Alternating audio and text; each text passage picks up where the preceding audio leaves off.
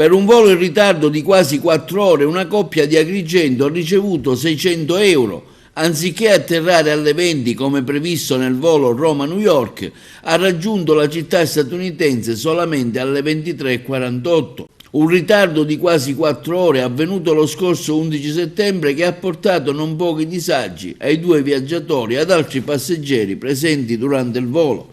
Sulla questione è intervenuto il giudice di pace di Agrigento, che qualche giorno fa ha condannato Ita Airways al pagamento di 600 euro nei confronti dei due passeggeri.